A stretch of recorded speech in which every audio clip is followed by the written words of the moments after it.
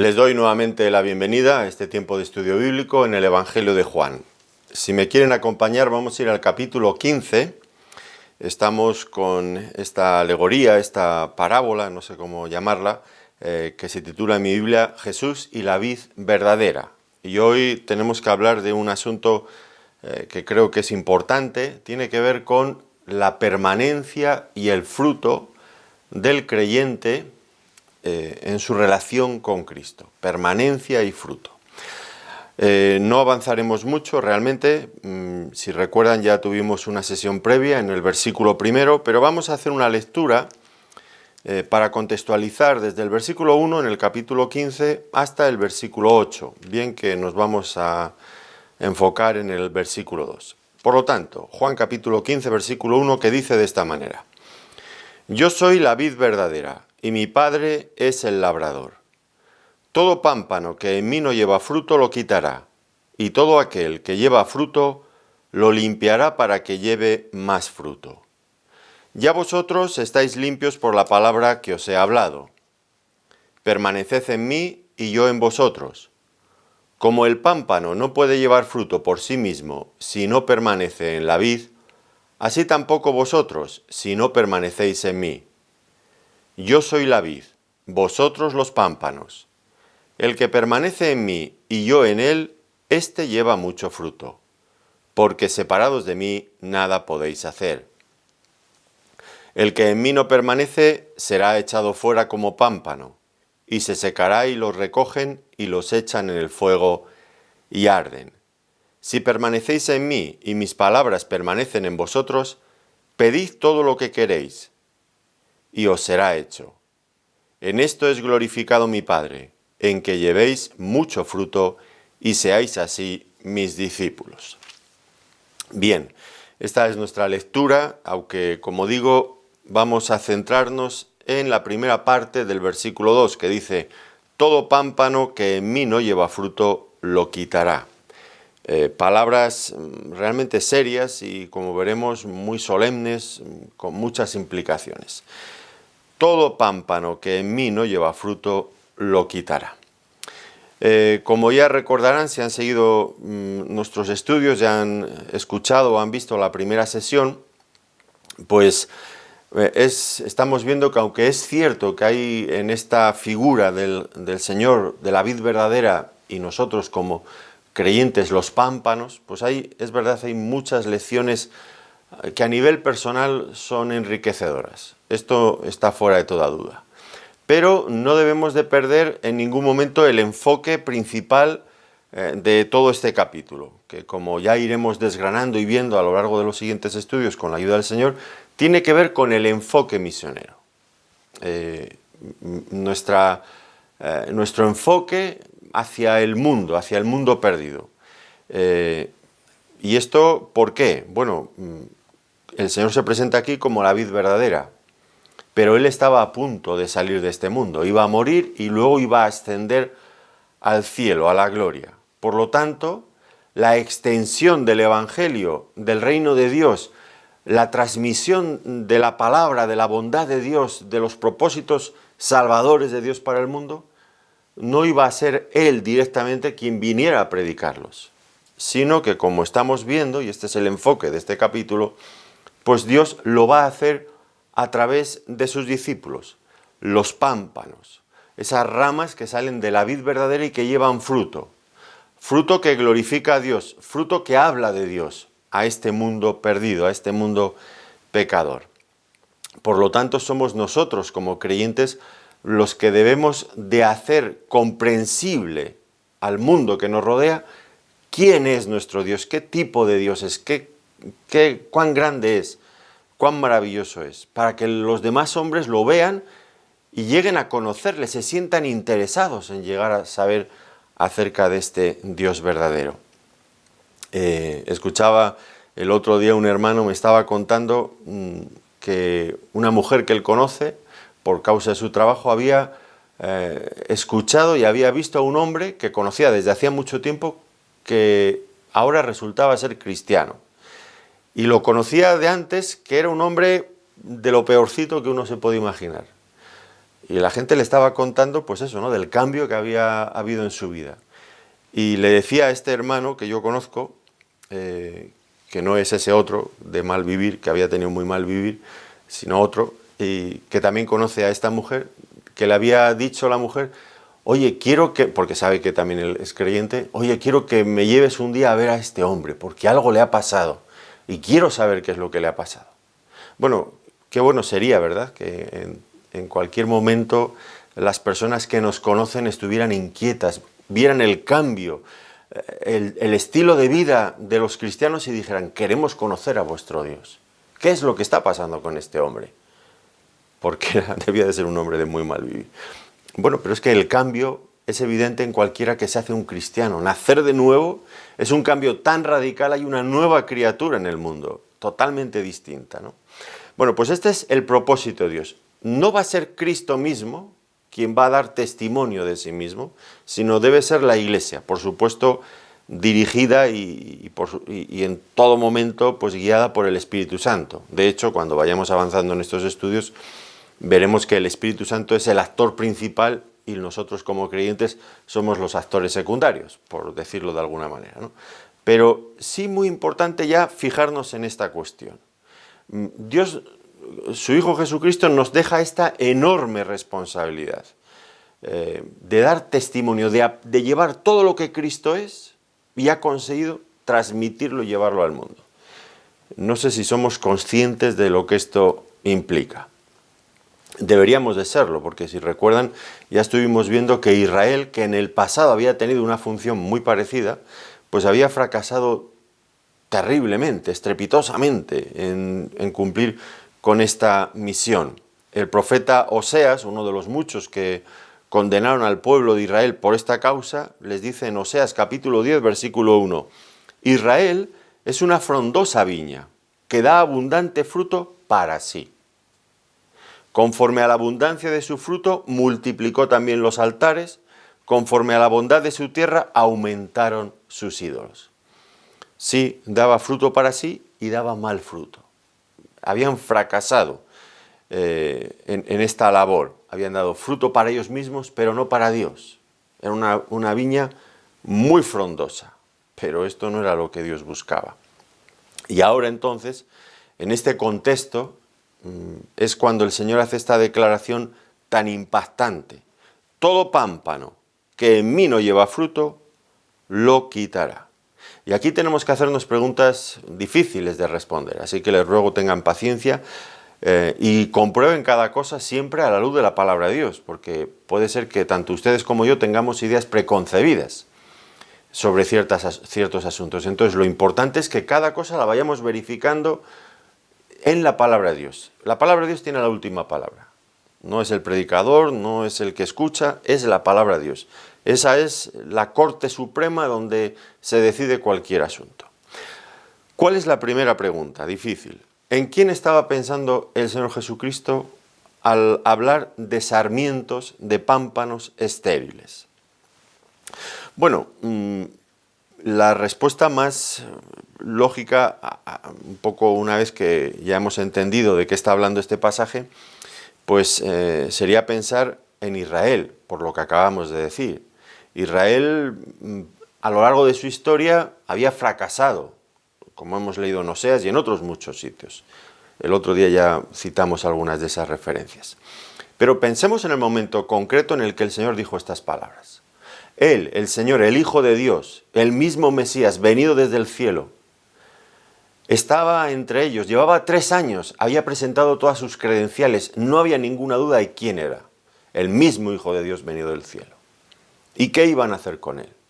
Lo iban a crucificar, iban a colocarse a los pies en el palacio de Pilato, gritando, no queremos que esté vivo, fuera con él, crucifícale. Estrepitoso, una cosa horrible, matar al mismo Hijo de Dios, al Mesías prometido. Por lo tanto, con esta actitud estaban dejando bien claro que no estaban en Cristo, que es de lo que aquí nos está hablando. Todo pámpano que en mí no lleva fruto, lo quitará. Y está claro que ellos no estaban en Cristo, y mucho menos tampoco estaban dando fruto para Cristo. Así que si estamos pensando en pámpanos infructuosos, pues deberíamos de, en primer lugar, pensar en Israel. Israel era un pámpano infructuoso, eso estaba fuera de toda duda. Pero también podemos pensar y debemos pensar en todos aquellos que, llamándose cristianos, no dan fruto para el Señor. No tenemos solamente que poner una etiqueta a Israel, sino también a todo aquel que, llamándose cristiano, no dé fruto para el Señor. El principio es el mismo. Dios no va a hacer acepción de personas. Rápidamente la mente nos lleva a Judas, por ejemplo, Judas Iscariote, el traidor. Bueno, evidentemente era un hombre que había pertenecido al grupo de los apóstoles, pero era un falso creyente. No dio fruto para el Señor. Pero podríamos pensar, ya digo, no solamente en casos tan extremos o tan visibles, tan notorios como el de Judas, sino en cualquier creyente, pretendido creyente, que diga que lo es, pero que su forma de vida no coincide, no da testimonio de que lo sea, no lo demuestra en ningún momento.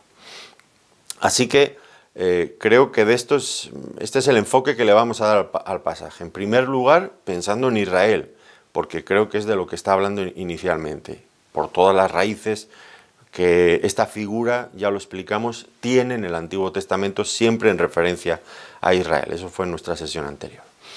Pero también a cualquiera que en esta época de cristianismo nominal, que hay tanto, pues no dé fruto para el Señor. La clave está en esta pequeña cláusula que aparece aquí, en Cristo, que en mí no permanece, en Cristo, o en mí no lleva fruto, en Cristo. Y esta es la clave. Si miramos bien la figura que el Señor está usando de la vid verdadera y los pámpanos, lo que vemos inmediatamente es que hay dos tipos de pámpanos. Esto está fuera de toda duda. Los que dan fruto y los que son estériles. Podríamos hablar de verdaderos creyentes y falsos creyentes. Creo que sería correcto. Los que dan fruto, los que son estériles. Los que son verdaderos creyentes, los que no lo son. Porque es que hay personas, muchas personas, que afirman estar en contacto espiritual con Cristo, pero que en realidad no lo están. No lo están. Y lo importante es estar en Cristo. Ahora, alguien me preguntará, bueno, ¿pero qué significa estar en Cristo? Porque esta es una expresión un tanto extraña, ¿no? Estar en Cristo. Bueno, el Señor se ha esforzado mucho en mostrarnos diferentes aspectos. Nos lo ha intentado plasmar desde distintas perspectivas, ángulos, a lo largo del capítulo anterior. Recuerdan que nos habló de que Él estaba en el Padre, o también nos habló de que el Espíritu Santo establecería una relación muy íntima con nosotros, los creyentes, estaría en nosotros y con nosotros. Nos habló también de la relación que hay entre Él y el Padre y nosotros. O sea, esta relación de estar en, unos en otros, que viene a significar esto, ¿no? Esta estrecha relación, esta relación vital entre unos y otros, entre el Padre y el Hijo, el Espíritu Santo en nosotros y el Padre también y el Hijo.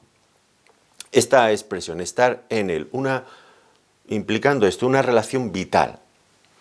El apóstol Pablo le encantaba esa expresión, le encantaba. Solamente tienen que leer ustedes el capítulo 1 de Efesios y subrayar todas las veces que dice en Él, en Cristo, bueno, un montón de veces. Creo que por lo menos de media en los primeros versículos del capítulo 1 es por lo menos una por versículo.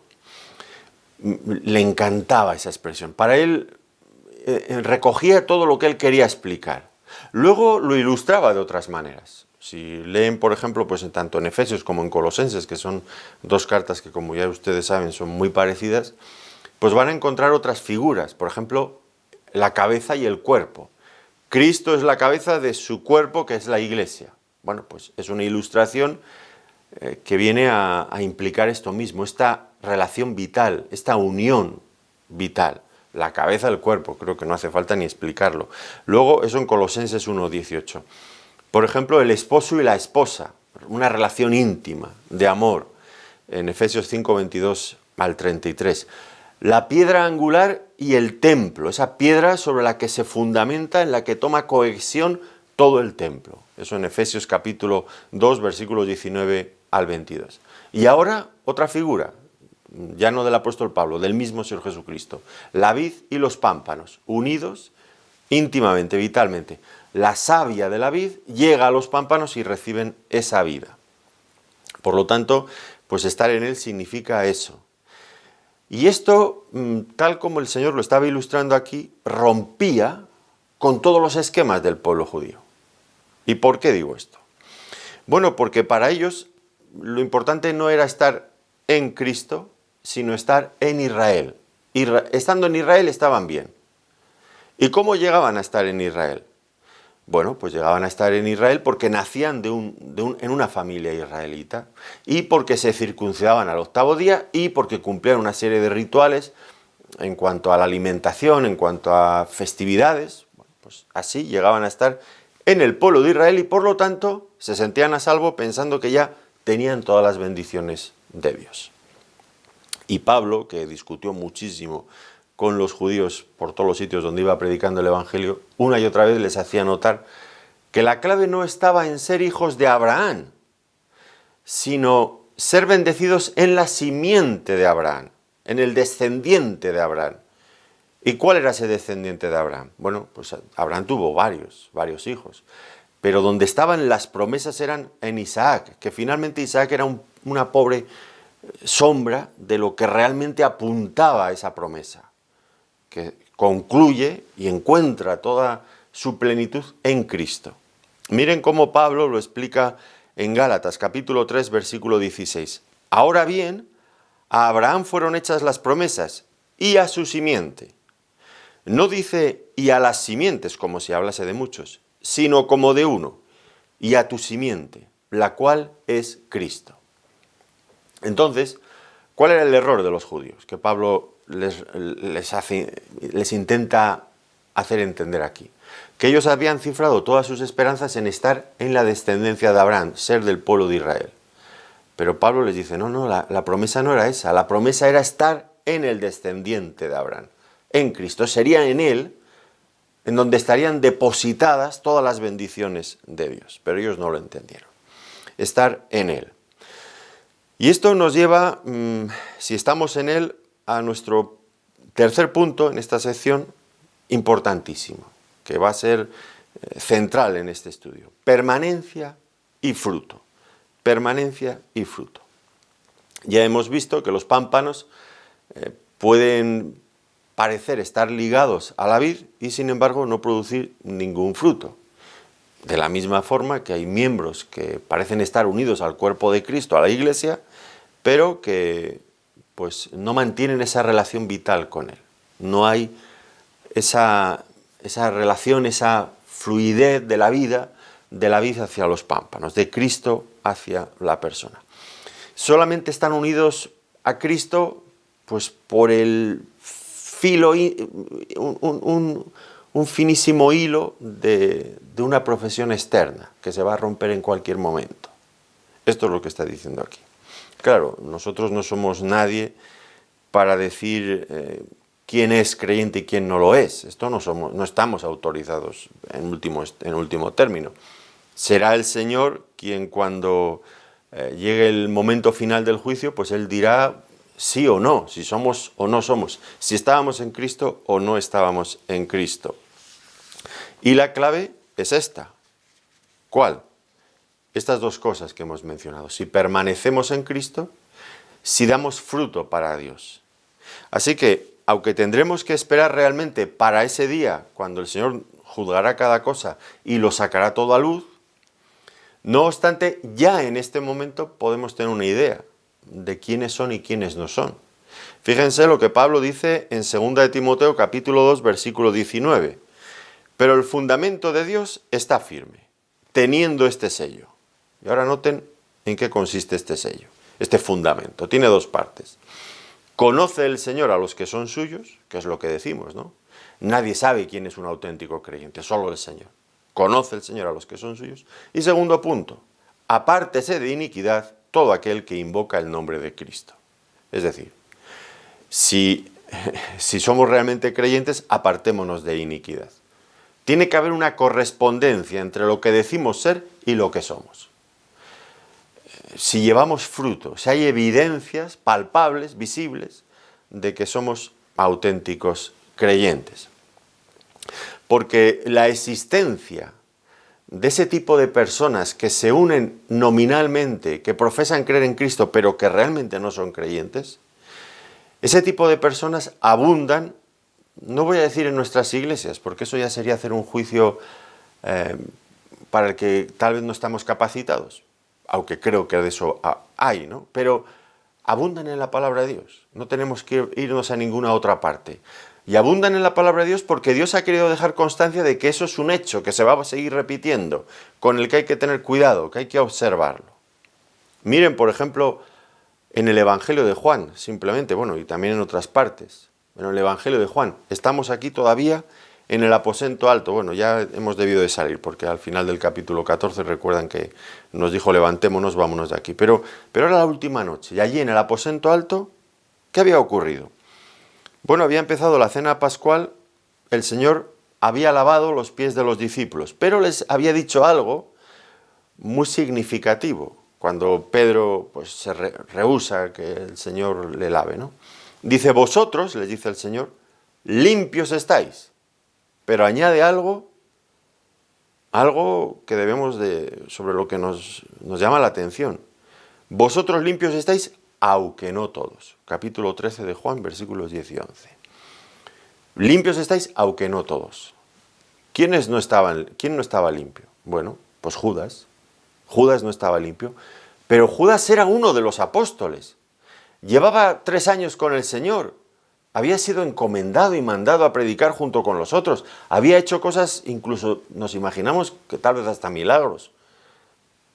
Y no estaba limpio. No era uno de los que habían sido lavados por el Señor. Nunca había sido un auténtico creyente. De eso ya el evangelista en el capítulo 6, versículos 70 y 71 ya lo había dejado entrever. No estaba siendo limpiado, no estaba en ese proceso que luego describirá aquí en la vid verdadera. Todo aquel que lleva fruto lo limpiará para que lleve más fruto, dice el versículo 2 que estamos estudiando. En él no se estaba produciendo este proceso. No es que, bueno, pues estaba luchando con algunas dificultades en la vida, pero era un auténtico creyente y el Señor lo iba a limpiar más. No. En él se estaba produciendo un proceso diferente, inverso. ¿Cuál? Todo pámpano que en mí no lleva fruto lo quitará. Él estaba experimentando otra cosa distinta que los otros apóstoles. Él estaba endureciéndose. Él estaba a punto de ser quitado de la vid, tal como anuncia aquí el Señor. ¿Por qué? Pues porque no era un pámpano auténtico. Por eso no permaneció en la vid y por eso no dio fruto. No permaneció, no dio fruto, porque no era un pámpano auténtico. Y esto era grave, pero es un ejemplo de otros muchos. Por ejemplo, en el Evangelio de Lucas, capítulo 8, versículos 13 al 15, el Señor cuenta y explica la parábola del sembrador. Y allí nos dice que hay algunas semillas que caen en un tipo de tierra, diferentes tipos de tierra, pero hay algunos que, para empezar, producen algún tipo germina la semilla y producen algún tipo de espiga, pero sin fructificar, sin llegar a madurar, sin llegar a formarse realmente el fruto. Y ese tipo de personas, dice allí el Señor, que son personas que creen por algún tiempo y en el tiempo de la prueba se apartan. Y allí en esa parábola la clave está en estas dos cosas, permanencia y fruto. No se puede dar fruto si no hay permanencia, es decir, si la rama es cortada prematuramente del árbol, del tronco, pues no llegará nunca a dar fruto. Permanencia, fruto. La clave allí es esa, permanencia y fruto. Fíjense lo que dice al final acerca de los auténticos creyentes. Son los que con corazón bueno y recto retienen la palabra oída y dan, aquí está la expresión, dan fruto con perseverancia. La clave está aquí, dar fruto con perseverancia. no solamente estar en la vid, sino dar fruto con perseverancia. Estamos en la vid, pero no damos fruto con perseverancia, no sirve de nada. Así que tenemos otro ejemplo más. Personas que sí, por un tiempo están, pero cuando llegan las dificultades o cuando son tentados por los afanes de esta vida, desaparecen de la iglesia. Y usted y yo hemos conocido, si llevamos tiempo en la iglesia, hemos conocido montones de ellos. Yo, desgraciadamente, muchos. Por ejemplo, volviendo a este Evangelio, en el capítulo 8, versículos 30 al 45, allí nos encontramos con un grupo de judíos que dicen que creen en Cristo. Y entonces el Señor les dice, dijo entonces Jesús a los judíos que habían creído en Él, fíjense, a los judíos que habían creído en Él. Teóricamente eran creyentes. Usted y yo diríamos, pues si de aquí dice esto, es que son creyentes. Pero ahora el Señor les dice, si vosotros permaneciereis en mi palabra, seréis verdaderamente mis discípulos. Oiga, pero habían creído en Él. Sí, pero el Señor dice, si vosotros permaneciereis en mi palabra, bueno, en mi palabra y en mí, vamos a ver que son, vuelve a aparecer en este capítulo 15, pues son cosas que pueden alternarse, pueden ser equivalentes en muchos sentidos. No solamente creer, sino permanecer. Por lo que antes decíamos de la parábola del sembrador. Pueden estar allí y pueden creer por un tiempo, pero cuando llegue la prueba, entonces se va a determinar qué hay de autenticidad en esa cuestión, ¿verdad? Así que la prueba exigida por el Señor es la permanencia. Y desde luego, pues el Señor puso el dedo en la llaga, porque si leemos con atención ese pasaje, nos damos cuenta que antes de que acabe el relato, estaban queriendo matarle, y le estaban acusando y insultándole con las peores barbaridades que uno puede imaginar. Y el Señor les dice, vosotros sois de vuestro padre el diablo, porque las obras de vuestro padre queréis hacer. Él ha sido homicida y mentiroso desde el principio, y vosotros iguales. Oiga, pero había empezado el pasaje diciendo que creían en Él. Sí, pero es que hay muchos que dicen creer en Él, pero que cuando luego aplicamos la prueba establecida por el Señor de la permanencia y el fruto, desaparecen, no están. Y los frutos que dan son otros muy diferentes. Ese odio asesino que tenían, eso era grave. Santiago, en su epístola, una epístola que no siempre ha sido bien entendida, pues él denuncia lo mismo. Hay personas que reivindican ser creyentes, sí, pero su fe no tiene obras, por lo tanto su fe está muerta, no tiene ningún fruto, no tiene obras. Santiago 2:14 al 26, lo pueden leer allí, pero leo un versículo. Así también, la fe, si no tiene obras, es muerta en sí mismo.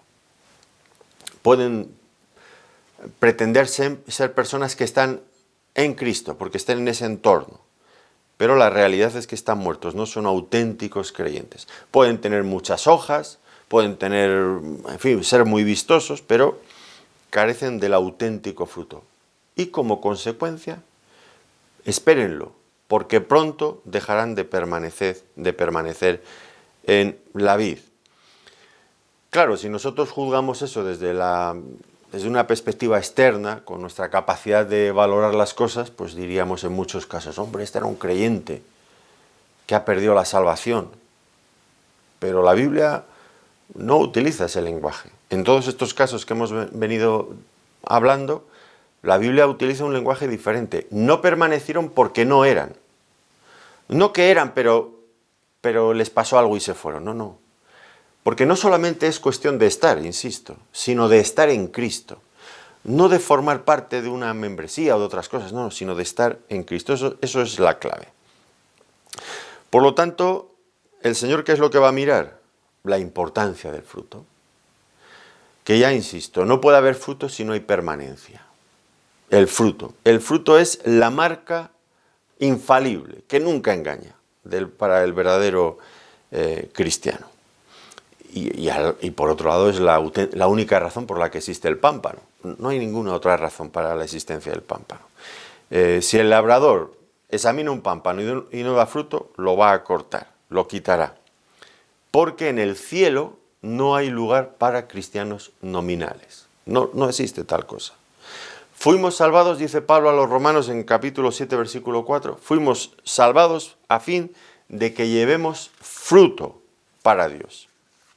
Y este fruto tiene que ser para Dios, no para nosotros mismos, porque puede haber fruto, hacemos muchas cosas para nosotros, que nos engrandecen, que hacen aumentar nuestra fama, nuestro prestigio, pero es para nosotros. No es de eso de lo que habla aquí. Es fruto para Dios, como dijo Jotam en Jueces capítulo 9, versículo 13. Y la vid le respondió: ¿he de dejar mi mosto que alegra a Dios y a los hombres para ir a ser grande sobre los árboles? No. He de dejar mi mosto que alegra a Dios y a los hombres. Producimos fruto que alegra a Dios y por extensión también a los hombres. Pues esa es la clave. El fruto es importantísimo. Creo que esto no se subraya en el cristianismo moderno. Se espera que las personas hagan profesiones de fe en algún momento, que de vez en cuando vayan a la iglesia, que depositen sus diezmos. En muchas ocasiones, tristemente, a eso se reduce el interés de algunos por las personas. Pero no se está esperando que haya fruto espiritual, que luego hablaremos en qué consiste, ¿no? Ese carácter de vida que marca la diferencia con el antes de lo que éramos, ¿no? Pues eso es lo fundamental. Ahora, es verdad que pues, todos los cristianos pues, somos imperfectos. No estamos hablando aquí de la perfección, porque sería absurdo, sería engañarnos a nosotros mismos. Quien vaya por la vida de un superhombre cristiano, pues creo que engaña a la gente. Porque si realmente lo fuera sería humilde y haría todo lo posible por no llamar la atención. Pero pues somos cristianos imperfectos, somos iglesias imperfectas. Siempre se lo digo a las personas: oiga, si usted viene buscando una iglesia perfecta, no venga a la nuestra, que no es nuestra, es del Señor, pero no venga a la nuestra porque está llena de cristianos imperfectos. Esto ya lo sabemos. Cristianos imperfectos llenos de todo tipo de defectos. Esto está fuera de toda duda. Pero aún así, cualquier cristiano auténtico, a pesar de esto, produce fruto. Fíjense en la parábola del sembrador que he mencionado ya, dice en Mateo capítulo 13, versículo 23, el que fue sembrado en buena tierra, este es el que oye y entiende la palabra y da fruto y produce a 100, a 60 y a 30 por uno. Bueno, el Señor, lleno de realismo, admitió que no todos los cristianos pues se toman la vida espiritual con el mismo grado de interés y van a producir a 30, a 60 o a 100 por uno.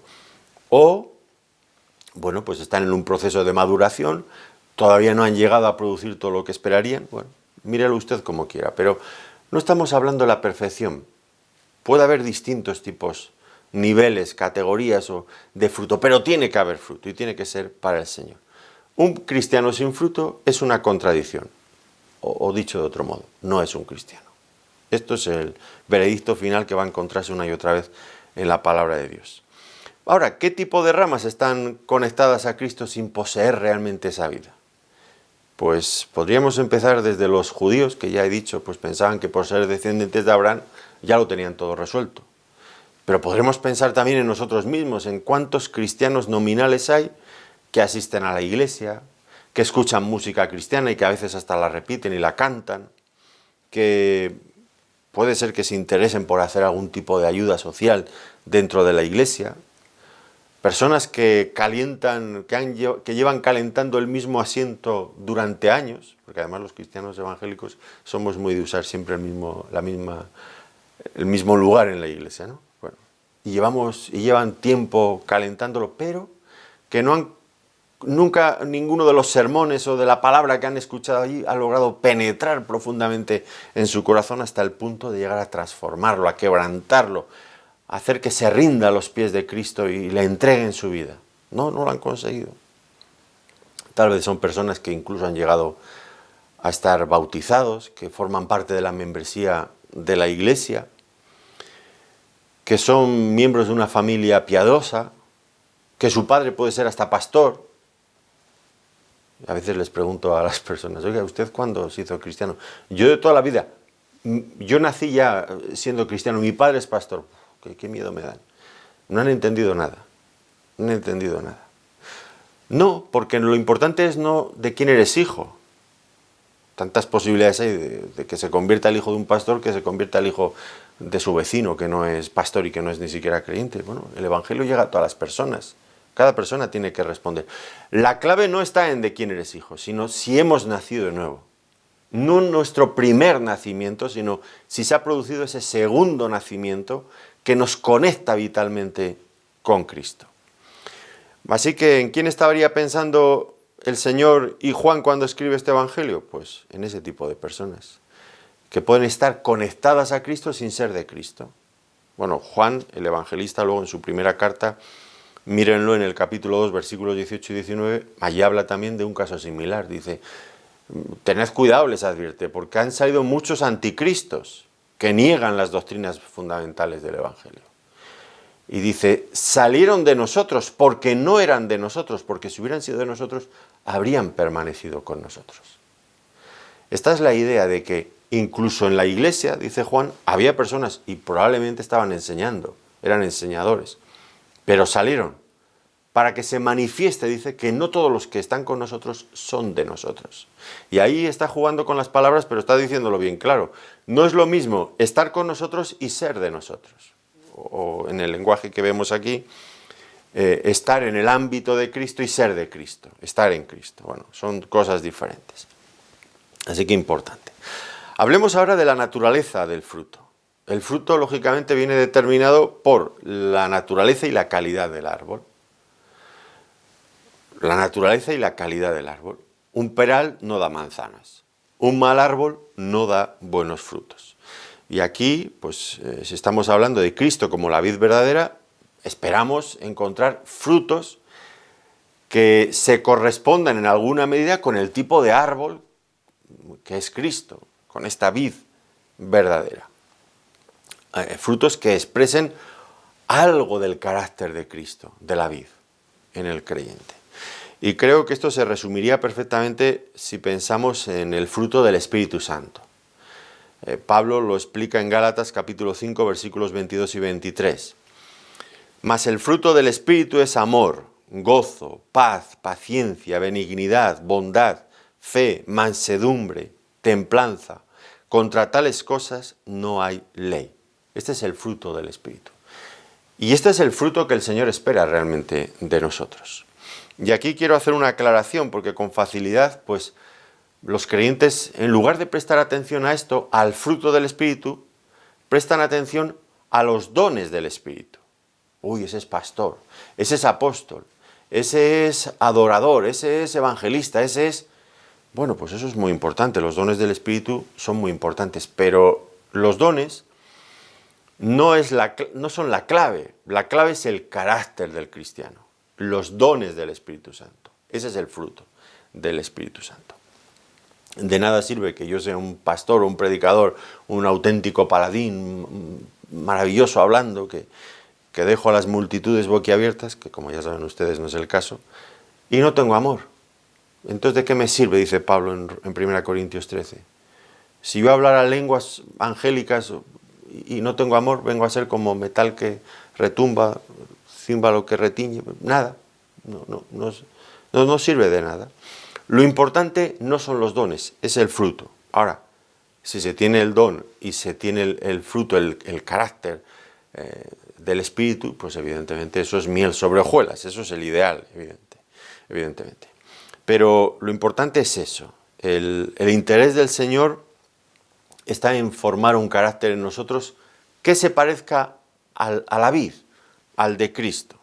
Y aquí insistimos infinidad de veces, una y otra vez, no nos cansamos de decirlo, el propósito, la meta, el interés de Dios no es en hacer muchas cosas a través de nosotros, sino en hacer cosas en nosotros, fundamentalmente formar un carácter en nosotros.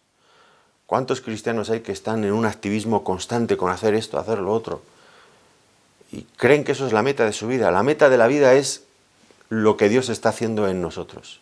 Eso es lo que perdurará en el tiempo, porque muy probablemente pues ni usted ni yo seamos llamados a hacer obras fantásticas de poder, grandes milagros y grandes señales, pues probablemente no lo seamos, no lo sé, pero lo que sí que somos llamados es a que el poder de Dios se manifieste en nuestras vidas, transformándonos, haciéndonos nuevas personas.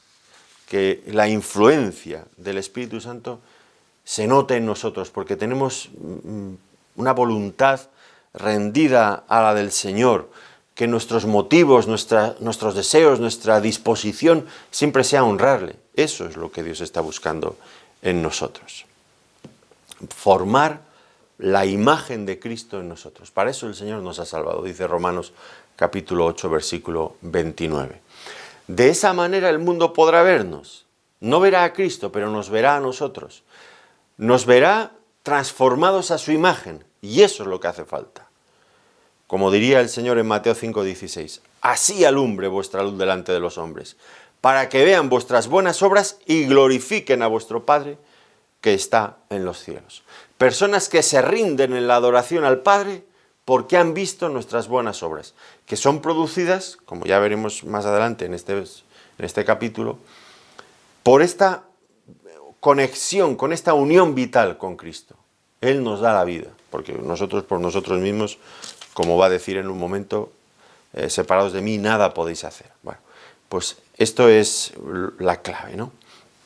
Y hay que advertir también que no debemos de identificar el fruto que Dios busca con nosotros con un término puramente mundano, el éxito. El fruto y el éxito no son la misma cosa. A veces pensamos, por ejemplo, en el mundo cristiano, un ministerio de éxito. ¿Y a qué nos referimos con ello? Bueno, un ministerio que atrae a multitud de personas, un ministerio que maneja un presupuesto enorme, formidable. Bueno, eso puede ser un ministerio de éxito, pero fácilmente puede no ser el fruto que el Señor está buscando en cada uno de nosotros.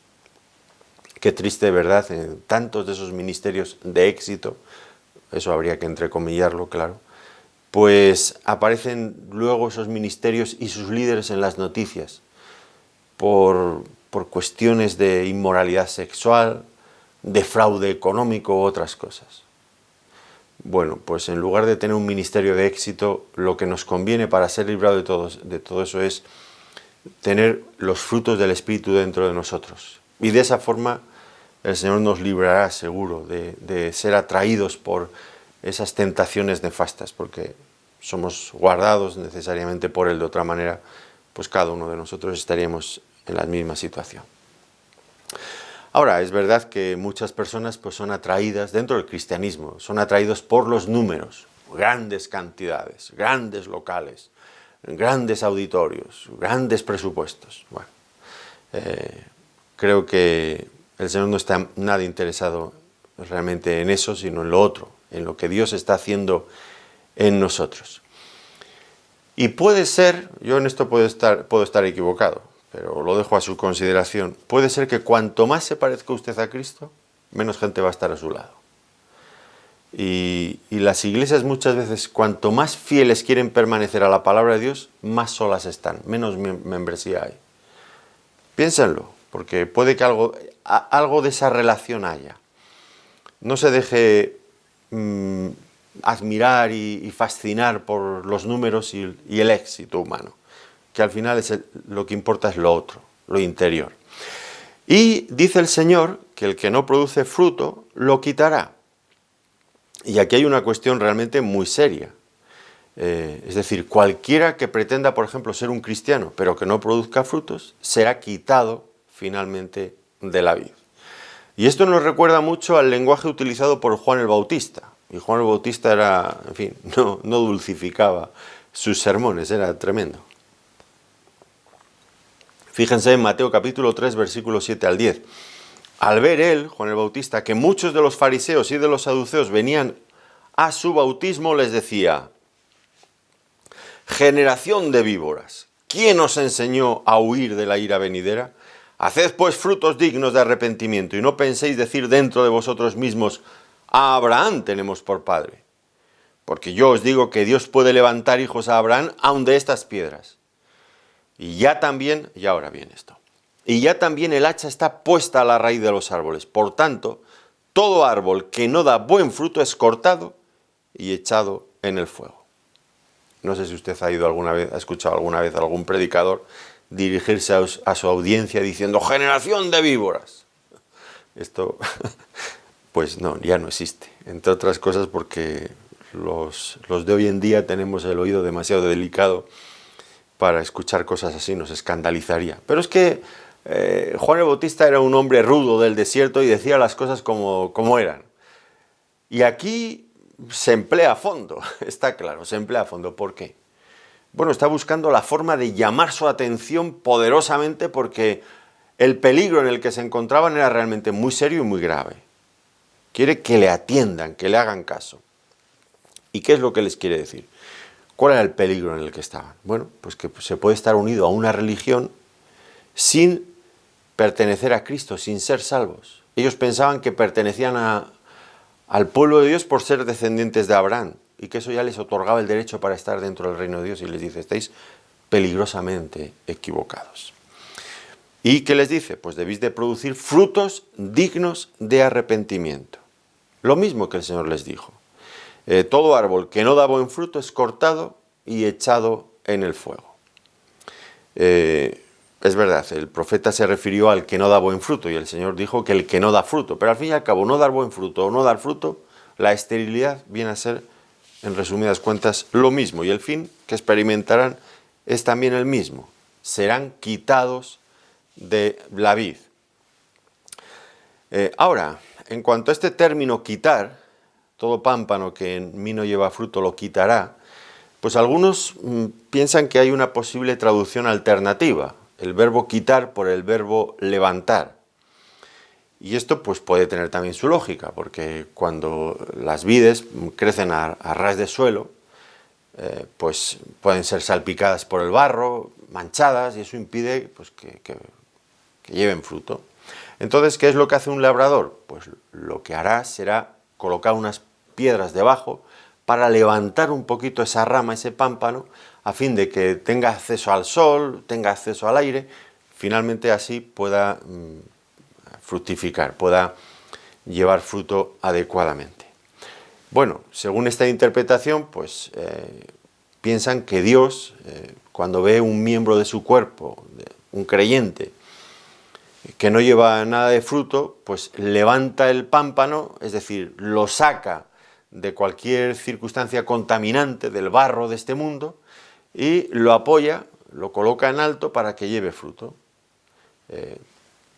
Bueno, pues puede ser totalmente lógico. Y claro, algunos dicen que sería un jardinero, un labrador muy impaciente aquel que nada más que viera que inmediatamente un pámpano no da fruto, lo corta y sin haberle dado la oportunidad de desarrollarse, ¿no? Bueno, pues creo que sería una cuestión de mucha impaciencia, efectivamente. Ahora mi hija me ha regalado hace unas semanas un olivo, el olivo es pequeño todavía, pero me ha sorprendido la cantidad de aceitunas que se están formando.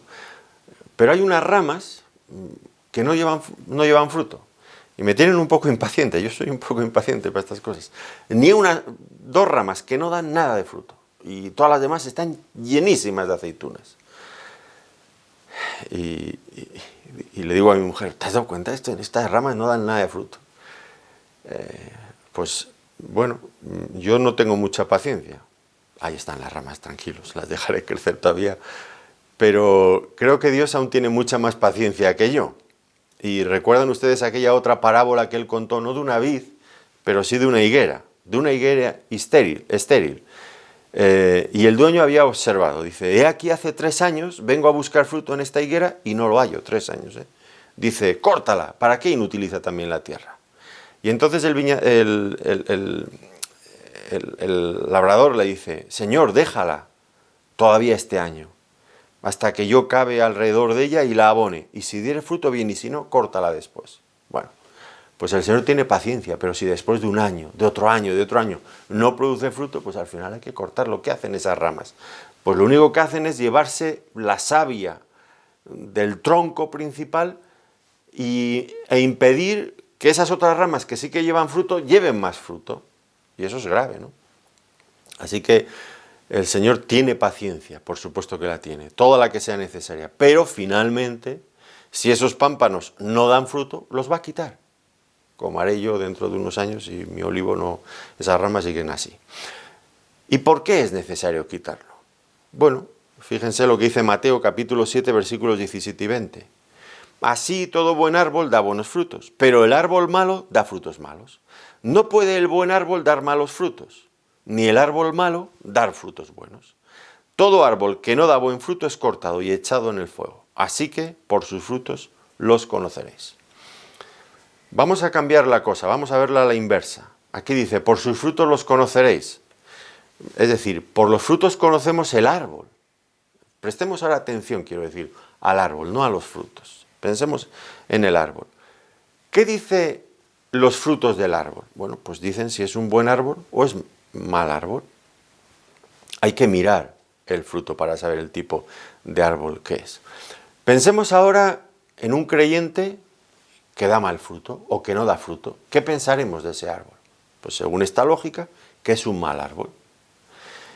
Si nosotros decimos estar unidos a Cristo, a la vid verdadera, y damos malos frutos, ¿qué estamos diciendo acerca de Cristo? Que es un mal árbol. La lógica es aplastante, no hay escapatoria. Creo que el Señor nos está conduciendo finalmente a eso. Y qué triste es que pues, las personas nos examinen, porque nos están examinando, y lejos de ver en nosotros ese fruto agradable que se corresponde con la calidad del árbol en quien decimos estar arraigados en Cristo, pues que seamos ramas que demos un fruto que le desprestigian al Señor. Y esto ocurre con frecuencia, y es muy triste.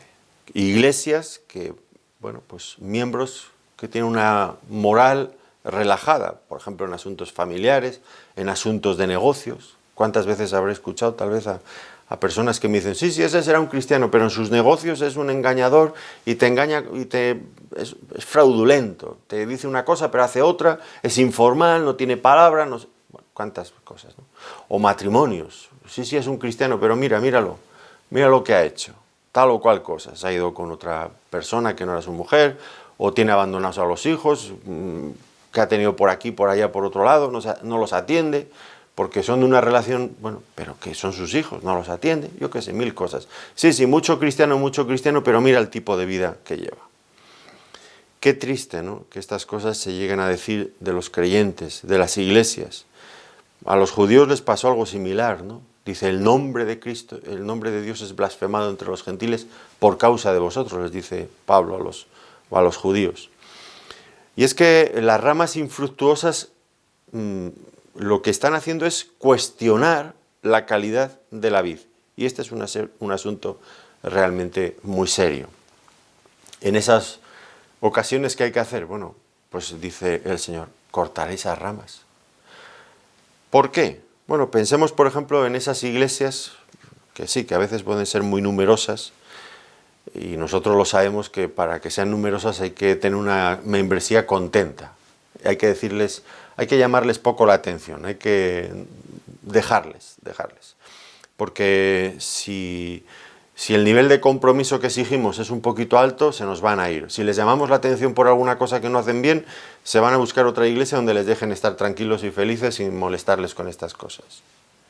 Pero ¿y al final qué pasa con todo eso? Sí, podemos tener una iglesia muy grande porque las personas están contentas, les dejamos vivir casi como quieren, no les disciplinamos, no hacemos nada de todo esto.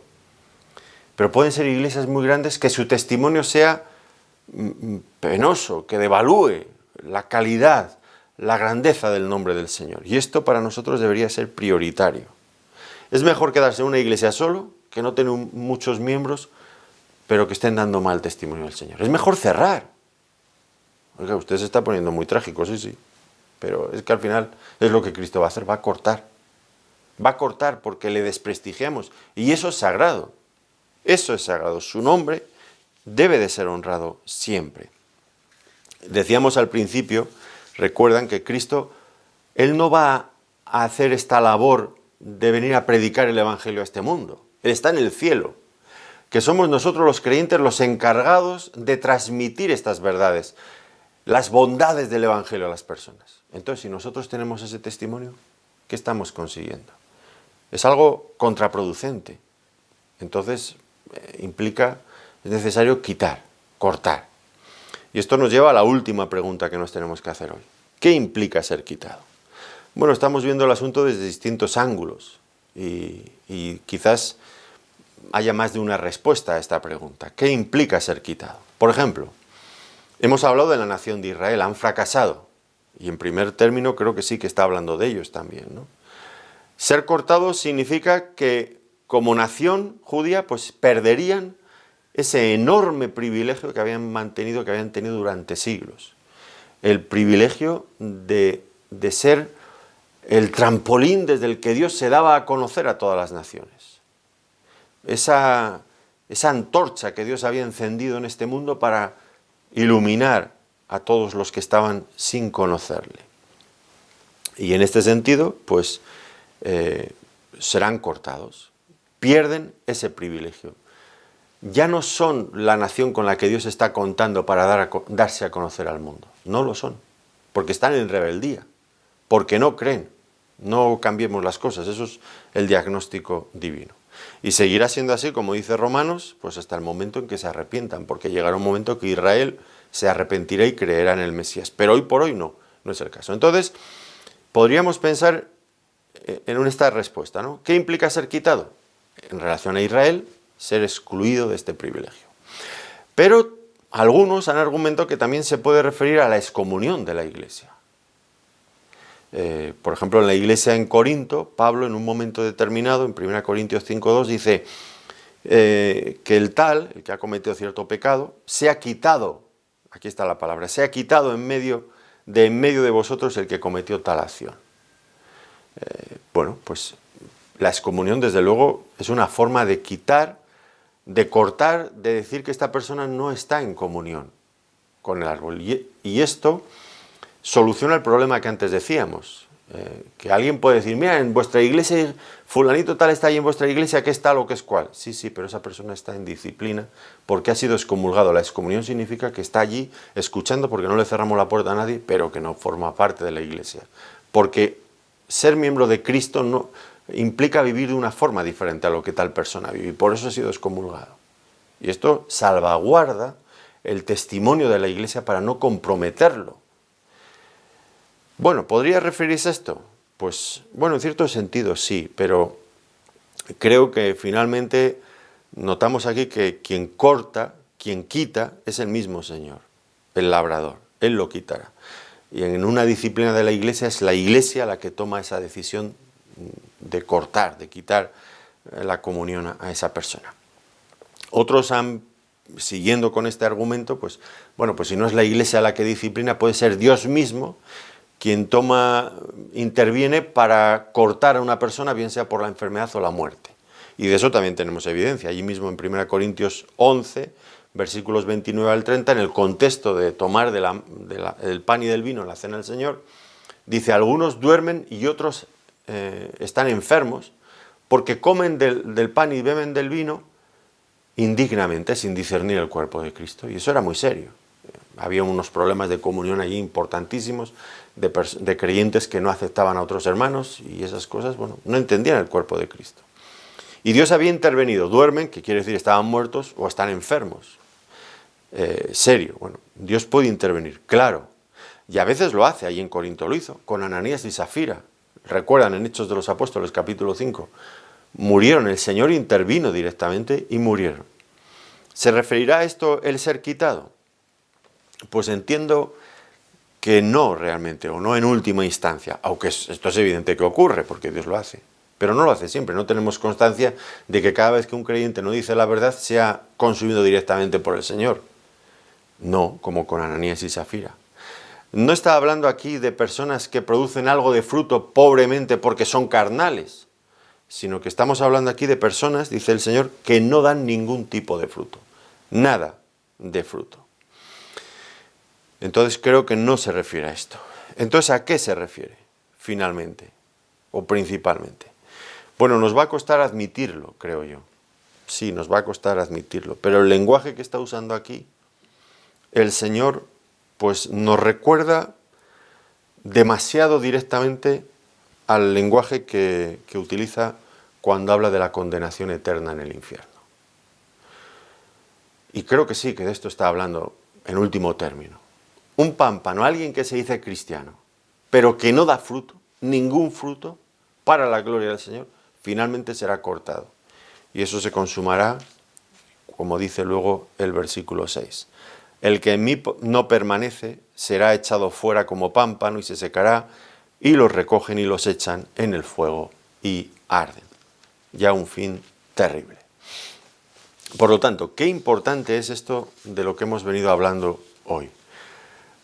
Permanencia en el Señor y fruto. Ambas cosas van estrechamente ligadas. No se puede dar fruto sin permanecer en Cristo. Y si permanecemos en Cristo, necesariamente vamos a dar fruto. Y al final es lo que el Señor está buscando en nosotros. Fruto que abunde para su gloria. Que Él se agrade. Fruto que sirva para que otras personas lleguen a interesarse, a maravillarse por este Dios en el que nosotros creemos. Es muy importante. Quizás no siempre se le da la debida atención, pero debemos de prestársela. Bueno, tendremos que seguir. Hoy sí que hemos avanzado muy poco, solamente medio versículo, pero era importante aclarar estos conceptos. Con la ayuda del Señor seguiremos en una próxima ocasión. Hasta entonces, que el Señor les bendiga muy ricamente. Gracias por habernos acompañado en este tiempo de estudio bíblico. Muchas gracias.